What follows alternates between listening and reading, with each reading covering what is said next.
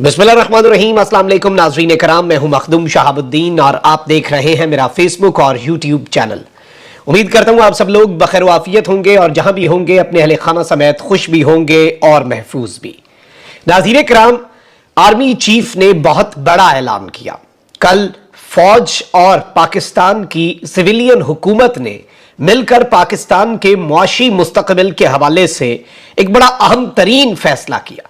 Mission या फिर plan 2035 2035 तक का ये मंसूबा क्या है, इस सब के अंदर क्या फौज खुलकर सामने आ गई है और इमरान खान के साथियों के लिए क्या अब टफ टाइम क्या उन्हें मिलने जा रहा है, इस हवाले से अहम तरीन नुकात हैं। मैं एक एक करके पॉइंट वाइज जो है वो चीजें आपके सामने रख दूंगा। और ये जो एक प्लान है या फिर पाकिस्तान की मुआशी बहाली का कौमी प्लान, इस प्लान पर कितने अरसे से अमल दरामद हो रहा है, इस प्लान के अंदर असल गारंटर कौन होगा और आलमी ताकतों को या फिर दुनिया भर के अंदर जो ममालिक हैं जो पाकिस्तान में सरमायाकारी करना चाहते हैं, उनके हवाले से पाकिस्तान की मिलिट्री एस्टैब्लिशमेंट का इस सब के अंदर क्या रोल होगा, क्या किरदार होगा। आर्मी चीफ ने कल जो गुफ्तगू की है उसे किस तरह से डिकोड किया जा रहा है, उससे क्या मैसेज गया है, अक्रॉस द बोर्ड क्या मैसेज पहुंचाया गया है पाकिस्तान की मिलिट्री लीडरशिप की तरफ से, ये सारे पहलू डिस्कस कर लेते हैं। सबसे पहले खबर आपके सामने मैं रख दूं मुकम्मल डिटेल्स के साथ कि पाकिस्तान की मुआशी बहाली का कौमी प्लान तैयार हो चुका है। स्पेशल इन्वेस्टमेंट फैसिलिटेशन काउंसिल कायम कर दी गई है। यह काउंसिल गैर मुल्की सरमायाकारी के रास्ते में रुकावटें दूर करेगी। अच्छा नाज़रीन इकराम, एक दो चीजें मैं आपको यह बता दूं कि पाकिस्तान की मिलिट्री एस्टैब्लिशमेंट की बहुत अरसे से कोशिश रही है कि पाकिस्तान के अंदर कुछ चीजों के ऊपर कंसेंसस हो जाए, जिस तरह से एक मीसाक़े मईशत, जैसे एक बहुत पहले एक हुआ था ना आपका चार्टर ऑफ डेमोक्रेसी साइन हुआ था, उसी तरह एक चार्टर ऑफ इकोनॉमी साइन करवाने के लिए भी बहुत सी कोशिशें हुई, एक बनवाने के लिए बहुत सी कोशिशें हुई, एक इस तरह की इकोनॉमिक पॉलिसी जिसमें तमाम स्टेक होल्डर्स ऑन बोर्ड हो और एक डायरेक्शन में हो। बहुत मरतबा ऐसा होता है कि सबकी अपनी अपनी डायरेक्शन होती है, सबका अपना अपना रास्ता होता है मंजिल पे पहुंचने का। वो कोई रास्ता आप ये नहीं कह सकते गलत होगा, लेकिन चूंकि एक हुकूमत आधे रास्ते ले जाती, दूसरी वापस ला के दोबारा उस रास्ते, और हम इसी चीज के ऊपर लगे हुए हैं। सब अपनी अपनी डायरेक्शन में पाकिस्तान को आगे पुश कर रहे हैं, आगे से आगे ले जाने की कोशिश कर रहे हैं। चले अच्छे तरीके से रिफ्रेज कर लेते हैं, लेकिन चूंकि डायरेक्शंस अलग है तो पाकिस्तान वही का वही है। अब एक जानिब तो इस सब के अंदर पाकिस्तान तहरीक इंसाफ का मौक़िफ़ रहा है कि हम हर चीज करने के लिए तैयार हैं, आप इलेक्शंस की डेट दे दे। अब ये जो इस वक्त एक चीज सामने आई है, ये बड़ी इंपॉर्टेंट है। ये मिसाक़े मईशत तो नहीं, लेकिन ये पाकिस्तान की सरमायाकारी, पाकिस्तान की मईशत और इन तमाम तर चीजों को आगे ले जाने के लिए एक जामे प्लान है। इस सब के अंदर वजीर आजम शहबाज शरीफ की ज़ेर सदारत काउंसिल का पहला इजलास वजीर आजम हाउस में हुआ, जिसमें army chief general Syed Asim Munir, चारों सूबों के जो वज़राए आला हैं उन्होंने, विफाकी और सूबाई वज़रा समेत आला सरकारी हुक्काम ने शिरकत की। एलामिया जो है जो जारी किया गया उसके मुताबिक पाकिस्तान की मुआशी बहाली के कौमी प्लान का मकसद मुल्क को मौजूदा मुआशी मसाइल और बहरानों से निजात दिलाना है। प्लान के तहत गैर मुल्की सरमायाकारी की राह हमवार की जाएगी। ज़राअत, लाइफ स्टॉक, मादनियात, कानकुनी, IT और तवानाई जैसे शोबों की सलाहियत से इस्तेफादा किया जाएगा। मंसूबे के तहत सरमायाकारी और कारोबारी सरगर्मियों में हायल तमाम रुकावटें दूर की जाएंगी। काउंसिल सिंगल विंडो की सहूलत का किरदार अदा करेगी। विफाकी और सूबाई हुकूमतों के दरमियान इश्तराके अमल पैदा किया जाएगा। वज़ीर आज़म शहबाज शरीफ का इजलास से खिताब में कहना था कि मौजूदा हुकूमत को विरसे में तबाही के दहाने पर खड़ी मईशत मिली, यानी उन्होंने हिट किया इमरान खान साहब को कि इमरान खान साहब ने इस हुकूमत को तबाही के दहाने पर एक मईशत दी। मुश्किल और दिलेराना फैसलों से मईशत को बहरानों से निकाल कर तरक्की की तरफ वापस ला रहे हैं। अभी बहुत बड़े चैलेंजेस हैं। बरामदात बढ़ाने वाली बराह रास्त गैर मुल्की सरमायाकारी कलीदी अहमियत रखती है। उन्होंने कहा कि सरमायाकारों को अवलीन तरजीह दी जाएगी। विफाक और सूबों के इश्तराकी अमल से मंसूबों की मंजूरी का अमल तेज बनाया जाएगा। वजीर आजम ने कहा कि मुतवक्के सरमायाकारी से रोजगार के नए मौके पैदा होंगे, नौजवानों और खवातीन को रोजगार मिलेगा। आए मिलकर अपनी भरपूर सलाहियतों से काम करने का अज़्म करें, अपनी तवज्जो भटकने ना दें। अब ये शहबाज शरीफ साहब की गुफ्तगू आपके सामने रख दी। अब जरा मेन चीजों के ऊपर आ जाते हैं। ये प्लान क्या है, इस प्लान के असरात क्या हैं और army chief general Asim Munir साहब ने कहा क्या है। सबसे पहले मैं आपको इस सब के अंदर यह बता दूं कि कहा यह जा रहा है कि जी मुल्क को दरपेश मुआशी मुश्किलात के तनाजुर में एक मुफस्सल इक्तसादी बहाली के मंसूबे का ऐलान किया गया है और इस सब के अंदर इन मंसूबों को तेजी से आगे बढ़ाने के लिए एक फैसिलिटेशन काउंसिल का क़याम प्रोग्राम अमल में लाया गया है ताकि मुमकिन सरमायाकारी के लिए सिंगल विंडो इंटरफेस के तौर पर काम किया जा सके और साथ ही एक मुतफ़िक़ा तरीक़ाकार इख्तियार किया जा सके। इस मंसूबे के तहत 4 से 5 सालों में 15 से 20 लाख लोगों को डायरेक्ट और 75 लाख से 1 करोड़ को इनडायरेक्ट, यानी कि 4 से 5 साल के अंदर अगले 15 से 20 लाख लोग जो हैं, 1.5 से 2 मिलियन लोग जो हैं, उन्हें डायरेक्टली और 75 लाख से लेकर 1 करोड़ तक, 7.5 मिलियन से लेकर 10 मिलियन तक 1 करोड़ लोगों को इनडायरेक्ट मुलाजमत के मौके फराहम होंगे, यानी एम्प्लॉयमेंट की अपॉर्चुनिटीज क्रिएट की जाएंगी। इसके साथ साथ अगले 4 से 5 सालों में इस मंसूबे से बरामदात $70 बिलियन तक बढ़ाई जाएंगी। मंसूबे से गैर मुल्की सरमायाकारी में $100 बिलियन का भी इजाफा होगा। इस मंसूबे के तहत अगले 4 से 5 सालों में ज़र मुबादला के ज़खायर भी दरियाफ्त हो जाएंगे, जो दरपेश मुआशी मुश्किलात में कमी का बाइस बनेंगे। और इन सेक्टर्स में जब तक फैसिलिटेशन नहीं होगी, सरमायाकारी नहीं आएगी।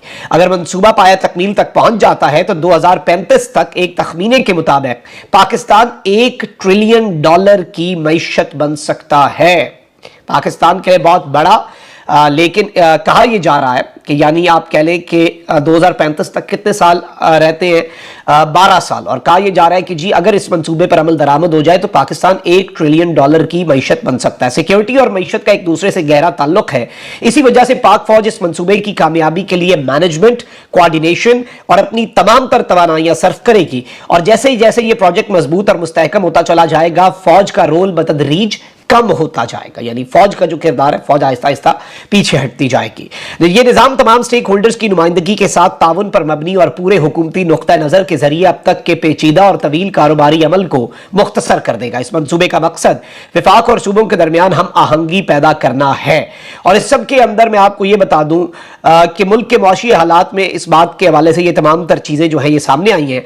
Army chief general Asim Munir ने क्या कहा है? इजलास से खिताब में army chief general Syed Asim Munir का कहना था कि पाक फौज मुआशी बहाली के हुकूमती प्लान पर अमल दरामद की कोशिशों की भरपूर हिमायत करती है और इसे पाकिस्तान की समाजी और मुआशी खुशहाली अक़वाम आलम में अपना जायज़ मकाम वापस हासिल करने की बुनियाद समझती है।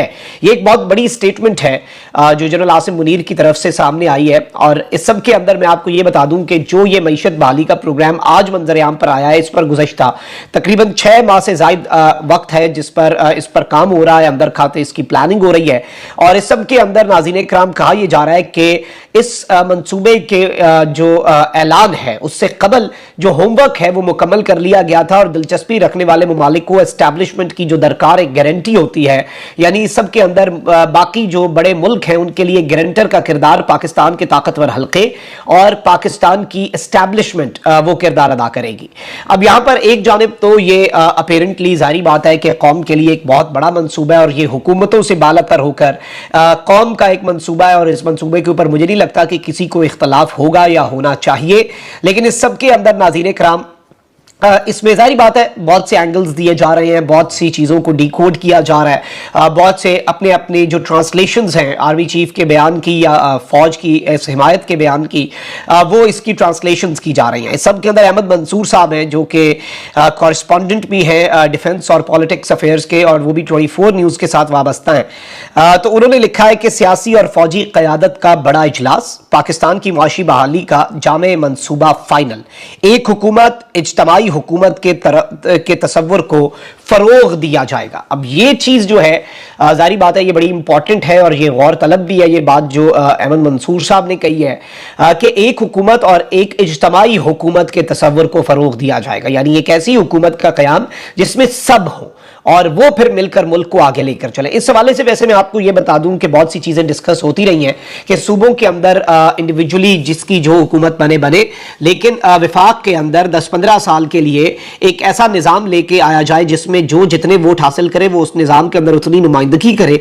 इसमें प्लान अगर इस तरह से किया जाए इज्तमाई हुकूमत का, जिस तरह से इन्होंने बात की, और इस मनसूबे पर वो अमल दरामद और दीगर मनसूबों पर और मिसाक़ मईशत पर अमल दरामद हो, तो वो जो एक हुकूमत हो उसके अंदर सबको अपना अपना ड्यू शेयर मिले और वो जमहूरी अमल के साथ आगे बढ़े, लेकिन उसके जो मेन एजेंडाज हैं, लेकिन उसकी जो मेन जो उसके मदरजात हैं वो उसी तरीके से रहें। यानी ये एक थ्योरी मार्केट के अंदर ऑलरेडी गर्दिश करती सकती है। क्या पाकिस्तान तहरीक इंसाफ के लिए ये चैलेंजिंग होने जा रहा है? मैं ज़ाती तौर पे समझता हूँ कि ये बिल्कुल इस चीज़ को अगर हम एक साइड पे रखें और इस मंसूबे को एक सिर्फ और सिर्फ पाकिस्तान की इकोनॉमिक आप कह लें कि पाकिस्तान का जो एक कोलैप्स हो रहा है उससे पाकिस्तान को रेस्क्यू करने के मंसूबे के तौर पर ही अगर इसे देखा जाए तो मैं समझता हूँ ये उस हद तक ही होना चाहिए। और ऑब्वियसली सबके अंदर गवर्नमेंट का मंसूबा है, मिलिट्री जो है उसका रोल बड़ा अहम होता है। पाकिस्तान के जो दोस्त ममालिक हैं, हम यहाँ पर ये बात भी कही जा रही है कि जो जाहिर बात है IMF का अल्टरनेट जो है वो इस मंसूबे को देखा जा रहा है और इस सब के अंदर ऑब्वियसली कि कोई ना कोई गारंटीज जो है वो पाकिस्तान के दोस्त ममालिक की तरफ से, वो भी इन्वेस्टमेंट के हवाले से, और उनके जो कंसर्न्स हैं कि इस मुल्क के अंदर इन्वेस्टमेंट पे ये प्रॉब्लम्स आते हैं, ये हर्डल्स आते हैं, उनके इन्वेस्टर्स जो हैं अगर वो डायरेक्ट इन्वेस्टमेंट करना चाहते हैं उन्हें कौन कौन से हर्डल्स का सामना करना पड़ सकता है, उन तमाम तर चीज़ों को दूर करने के लिए तो ये चीज़ अच्छी है। इस हवाले से पिछली गवर्नमेंट के अंदर भी, इमरान खान साहब के दौर के अंदर भी कुछ इकदाम हुए और बड़े ईज ऑफ डूइंग बिजनेस जो है वो भी उसके फरोग के लिए भी बहुत से मामला जो है वो उस वक्त पे भी किए गए। बड़े अच्छे इकदाम थे, मुल्क को फायदा हो रहा था और चीज़ें जो है वो एक अच्छी डगर पर थी। मैं ज़ाती तौर पे समझता हूं कि मिसाक़े मईशत की बात हो उसके लिए भी सबको बैठना चाहिए। इस तरह के मंसूबे जो हैं जो पाकिस्तान की बेहतरी के लिए है, जो पाकिस्तान की वेलबींग के लिए है, उन मंसूबों पर तो इमरान खान साहब को भी कोई एतराज़ नहीं है। इमरान खान साहब को आप ऑन बोर्ड लेने की कोशिश करें तो आपको पता चलेगा कि इमरान खान साहब ऐसे मंसूबों के लिए अगर आप एक कदम बढ़ाएं तो आई पर्सनली थिंक कि वो 10 कदम आगे बढ़ाएंगे। लेकिन इस सब के अंदर ऑब्वियसली इमरान खान साहब मेन स्ट्रीम पॉलिटिक्स में रहते हैं या नहीं रहते हैं वो चीज़ें अलग हैं। लेकिन इस सब के अंदर जो ट्रांसलेशंस की जा रही हैं, मुख्तलिफ तज्ज़िये और तबसरे किए जा रहे हैं, हर तरह का रुख दिया जा रहा है, हर तरह का एंगल जो है उसे, हर तरह के वो जो एक लेंस है ना वो लगा के इस पूरे सिनेरियो को देखा जा रहा है। तो उसमें जितना आप कॉम्प्लेक्स करते जाएंगे उतना कॉम्प्लेक्स होता जाएगा। लेकिन ये विदाउट डाउट एक बहुत बड़ी स्टेटमेंट है। इस स्टेटमेंट का फिर जो भी तर्जुमा लोग करें, और ये मंसूबा बहुत बड़ा है और पाकिस्तान के दोस्त ममालिक को दरकार जो गारंटीज़ हैं वो एस्टैब्लिशमेंट की ही होती हैं, वो एस्टैब्लिशमेंट से ही गारंटियाँ लेते हैं और वो एस्टैब्लिशमेंट की ही गारंटी के बगैर आगे नहीं बढ़ेंगे। तो ये भी एक इंपॉर्टेंट चीज़ है जिसे समझना बहुत ज़्यादा ज़रूरी है। और जो मुलाकातें हुई हैं, कल जो एलामिया आया है वो बहुत वाज़ेह है, बहुत ज़्यादा क्लियर है, उसमें क्लैरिटी बहुत ज़्यादा है, उसमें कोई अभाम नहीं छोड़ा गया। अपना बहुत ख्याल रखिए। अल्लाह निगहबान पाकिस्तान।